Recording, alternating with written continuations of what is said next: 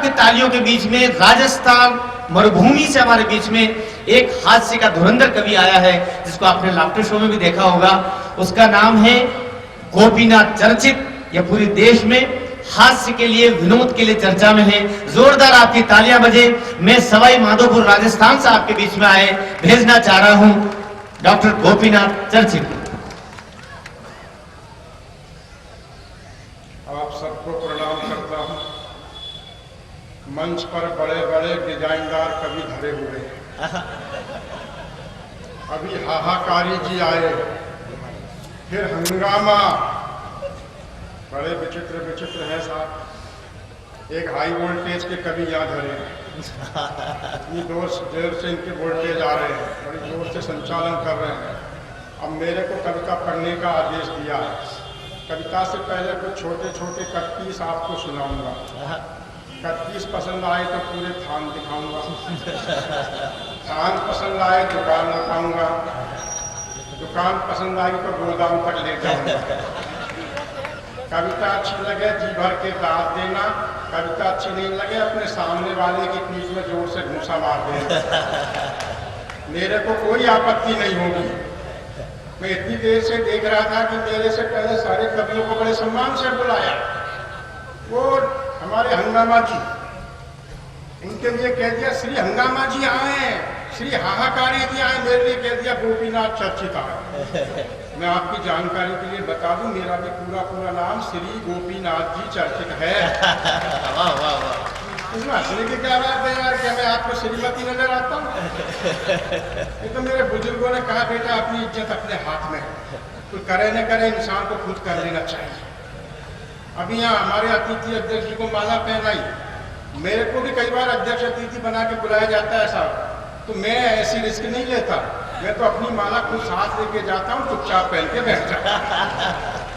इससे क्या है कि आदमी अपना सम्मान करना खुद सीख जाता है। मैं बहुत इंटेलिजेंट कवि, मेरे बराबर इंटेलिजेंट तो एक भी कवि नहीं है। ये बात मैं इसलिए कह रहा हूँ कि मेरे को अच्छी तरह पता है, मैंने 25 बरस की अल्पायु में ही मैट्रिक की परीक्षा पास कर ली थी। 8वीं क्लास में 6 साल तक मॉनिटर रहा।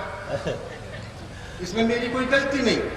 मेरे को मेरे गुरुजी ने इतना प्यार किया कि 3 साल तक तो प्यार ही प्यार में पास नहीं किया। बाद में मेरे को अच्छा लगने लग गया, 3 साल तक मैं पास नहीं हुआ। फिर मेरी सेवाओं से प्रसन्न होकर गुरुजी ने जबरदस्ती अगली क्लास में धकेल दिया, वरना मैं तो और भी सुबह पढ़ाता रहता उसी क्लास में। एक बार नौकरी का विज्ञापन निकला अखबार में, बहुत सारे नौजवान इंटरव्यू देने गए, मैं भी चला गया। इंटरव्यू लेने वाले अधिकारी ने मेरे से पूछा आपकी क्वालिफिकेशन? मैंने कहा 8वीं क्लास में 6 साल तक मॉनिटर।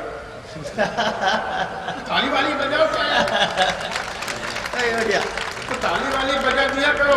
वो ताली क्या है, हम आपको कविता सुनाते हैं, हम आप अपना कर्म करते हैं, आप ताली बजाओ तो हमारा उधार चुकाओ। वरना वो ताली बजाने वाले मिल गए। अरे मैंने कहा ताली बजाने वाला जन्म क्यों मिला? बोले पिछले जन्म में कवि सम्मेलन में नहीं बजाई थी।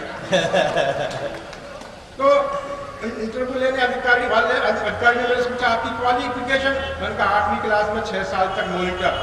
बोले ये इंटरव्यू आपके लिए नहीं है, ये नौकरी आपके लिए नहीं है, आप क्यों आए इंटरव्यू देने? मैंने कहा मैं इंटरव्यू देने नहीं आया, मैं तो ये कहने के लिए आया हूँ कि मेरे भरोसे मत रहना। देश को आजाद हुए 63 साल हो गए भाई। तंबू सिंह जी, देश को आजाद हुए 63 साल हो गए। 63 साल पहले मेरे देश में अंग्रेजों का राज था, विदेशियों का राज था, परदेशियों का राज था। 63 साल पहले मेरे देश के सपूतों ने सारे अंग्रेजों को, विदेशियों को, परदेशियों को मार मार के भगा दिया। लेकिन आजादी के बाद भी फिल्मी गीतकार कैसे कैसे गाने लिख रहे हैं। सारे परदेशियों को भगा दिया, फिर भी लिख रहे हैं परदेसी जाना नहीं। मतलब दोबारा अच्छा, बिना सोचे समझे गाने लिखे जा रहे हैं। और एक गाना लिखा साहब जिसका कोई मतलब ही नहीं, जाई रे जोर लगा के नाचो रे। अब नाचने के लिए जोर लगा, अरे नाचना है तो मस्ती से नाचो, झूम के नाचो, थिरक के नाचो। नाचना है कुछ ट्रक खींचना है। ऐसे ऐसे गाने लिखे जा रहे हैं साहब। एक गाना जिसने मेरे घर बिगाड़ दिए, ऐसे ऐसे गाने लिखे जा रहे हैं। मैं कुछ व्यंगों के माध्यम से आप बात करना चाहता हूँ। बहुत सारी समस्याओं पर हमारे हास्य कवियों ने, व्यंग कवियों ने बात की। बोले गरीबी मिटाने का उपाय बताओ, व्यंग पर आशीर्वाद चाहूंगा। गरीबी मिटाने का उपाय बताओ। हमने कहा भ्रष्ट नेताओं को मार भगाओ, गरीबी का नामो निशान मिट जाएगा। जब मच्छर ही नहीं रहेगा तो मलेरिया कहाँ से आएगा? जब मच्छर ही नहीं रहेगा तो मलेरिया कहाँ से आएगा? बोले मनमोहन सरकार का भविष्य बताओ। हमने कहा बच्चा जन्म से ही कमजोर है। भाई वाह वाह वाह। अल्पमत का हमने कहा बच्चा जन्म से ही कमजोर है, और आजकल मुलायम सिंह और अमरजीत सिंह जैसे कीटाणुओं का बहुत जोर है। हो सके तो बच्चे को ऐसे खतरनाक कीटाणुओं से बचाओ और समय समय पर ममता बनर्जी के टीके लगवाओ। भाई वाह वाह वाह। तब तो बच्चा लंबी उम्र पाएगा, और मायावती की नजर लग गई तो अल्पायु में मध्यावधि को प्राप्त हो जाएगा। भाई वाह। ऐसे ऐसे दो छात्र आपस में लड़ रहे थे, एक दूसरे का गला पकड़ रहे थे। अध्यापक ने उन्हें डांटते हुए कहा, खामोश चुप हो जाइए। छात्र बोले, गुरुजी, दो की लड़ाई में तीसरे को नहीं बोलना चाहिए। छात्र बोले, गुरुजी, दो की लड़ाई में तीसरे को नहीं बोलना चाहिए। भले ही आज हम आपको गलत दिख रहे हैं, मगर संसद में कैसे लड़ा जाता है ये हम अभी से सीख रहे हैं। संसद में कैसे लड़ा जाता है ये हम अभी से सीख रहे हैं। एक बार जोरदार ताली बजाए। भाई वाह। ये निकल गए वाहन। ऐसे देवदान लोग आते ही रहते हैं। हमको अपना कवि सम्मेलन का आनंद पूरा लेना चाहिए। आपने पूरा कवि सम्मेलन चलाया, हमारे मिश्रा जी ने, आप सबने, हमारे आदरणीय टंडन जी बैठे हैं, आनंद लीजिए। तो जैसे ही मैंने पूछा नेताजी गरीब, तो नेताजी का जवाब सुनिए साहब, गरीबी मिटाने की ये सरकारी योजना है, इस योजना का आप सब लाभ लीजिए।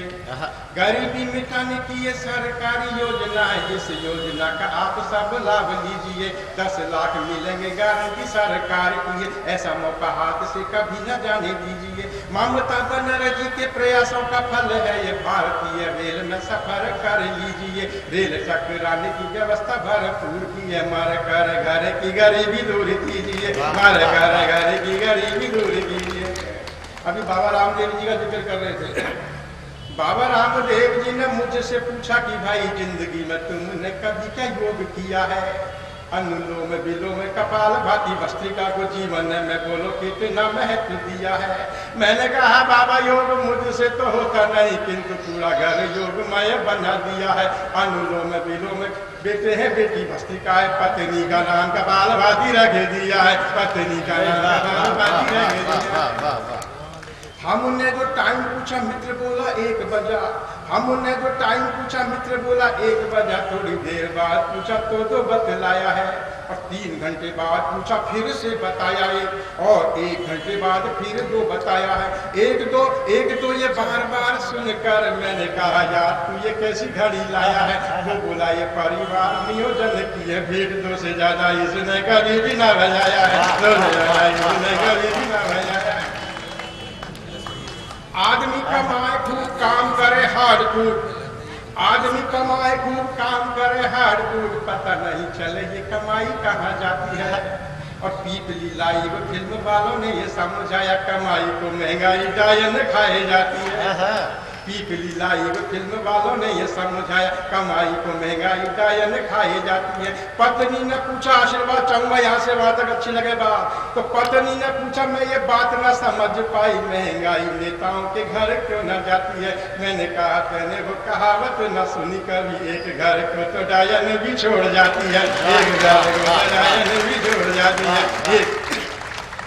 एक दिन एक नेता, याद करिए उस घटना को, एक विशेष नेता पर इशारा है, याद करिएगा, समीक्षा शक्ति हो सकती है, कि एक दिन एक नेता संसद में बोल रहा, भत्ते और वेतन हमारे बढ़ा दीजिए। एक दिन एक नेता संसद में बोल रहा, भत्ते और वेतन हमारे बढ़ा दीजिए। इतने में अपना गुजारा नहीं होता, अब संसद करेंगे सबको मांग पूरी कीजिए। मैंने कहा नेताजी ये देश का कानून है, काम नहीं करो तो वेतन भी न लीजिए, इससे भी कम तनख्वाह का लोग कर लेंगे, आप कोई और दूसरा काम ढूंढ लीजिए, आप कोई और दूसरा काम ढूंढ लीजिए। तो फिल्म वाले फिल्मों में मसाला डालते हैं खूब, फिल्म वाले फिल्मों में मसाला डालते हैं खूब, खट्टी मीठी चटपटी फिल्म बन रही है। बदनाम होकर भी नाम कमा लेते हैं ये, बदनाम होकर भी नाम कमा लेते हैं, संस्कार मिटे पर जेब भर रही है। पहले तो मुन्ना भाई MBBS हुआ, डॉक्टरी चली ना दवाई बिक रही है। मुन्नी बदनाम हुई डार्लिंग तेरे लिए, झंडुआम होकर के गोर बिक रही है, झंडुआम होकर के गोर बिक रही है। एक व्यक्ति हेलमेट लेने को बाजार गया। मनुष्य की प्रवृत्ति बता रहा हूँ, ग्राहक और दुकानदार का संवाद सुनिए, मनुष्य की प्रवृत्ति देखिएगा साहब। एक व्यक्ति हेलमेट लेने को बाजार गया, बोला ठीक ठाक हेलमेट दिखलाइए। बोला जो दुकानदार 800 का, 700 का, 600, 500 का बढ़िया है लेके जाइए। ग्राहक यो बोला इतने महंगे का क्या करूंगा, पुलिस बहक जाए ऐसा दिखलाइए। ग्राहक यो बोला इतने महंगे का क्या करूंगा, पुलिस बहक जाए ऐसा दिखलाइए। मैंने कहा सिर पे भगोनी होंगी रख लो जी, पुलिस भी बहके और पैसे भी बचाइए, पुलिस भी बहके और पैसे भी बचाइए, पुलिस भी बहके और। ये बहुत सारी घटनाएं पर मैंने छंद लिखे हैं। और व्यंग देखिएगा, आजकल के छोटे छोटे बच्चे बड़े होशियार हो गए हैं साहब। अध्यापक पाठ्यक्रम के प्रश्नों के उत्तर पूछता है, छात्र इतने होशियार है, पुराने जमाने के छात्र नहीं है, नए जमाने के छात्र है। अध्यापक को ऐसे उत्तर देता है कि अध्यापक निरुत्तर हो जाता है। एक अध्यापक ने एक छात्र से पूछा कि कश्मीर भारत का स्वर्ग कैसे है बताओ। छात्र बोला गुरुजी पहले आप खुद कश्मीर जाओ। उत्तर दे दिया, उसका उत्तर नहीं दे रहा है अध्यापक निरुत्तर। अध्यापक ने छात्र से पूछा, बोले कश्मीर भारत का स्वर्ग कैसे है बताओ। छात्र बोला गुरुजी पहले आप खुद कश्मीर जाओ, ये तो आप वहीं जाकर जान पाओगे जब वहां जाते ही स्वर्गवासी हो जाओगे। भाई वाह वाह वाह वाह। अरे महंगाई की अभी बात महंगाई की हो रही थी। बोला ब्लड में शुगर बढ़ गई। मेरे से पूछा, बोला ब्लड में शुगर बढ़ गई, बताओ कोई इसका उपचार, अच्छा लगे तो आशीर्वाद देना। बोले ब्लड में शुगर बढ़ गई, बताओ कोई इसका उपचार। हमने कहा शुगर कम करने की दवाई का नाम है शरद पवार। वाह वाह वाह। हमने कहा शुगर कम करने की दवाई का नाम है शरद पवार, इसके प्रयोग से डायबिटीज मिट जाती है। पैसे तो जरूर ज्यादा खर्च होते हैं मगर चीनी कम आती है। वाह, आशीर्वाद दीजिए।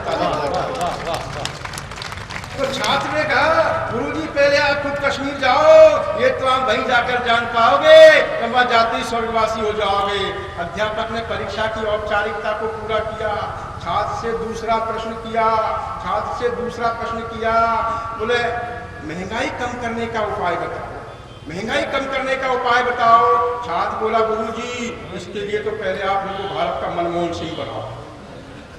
इसके लिए तो पहले आप हमको भारत का मनमोहन सिंह बनाओ। जब मनमोहन सिंह बनकर हम भारत के मंत्रालय में जाएगा, 2-4 मंत्र घुमाएगा, तो देखना गुरुजी आप हमारा कमाल, महंगाई को ऐसे गायब कर दूंगा जैसे गरीब के झोंपड़े से रोटी उड़ता है।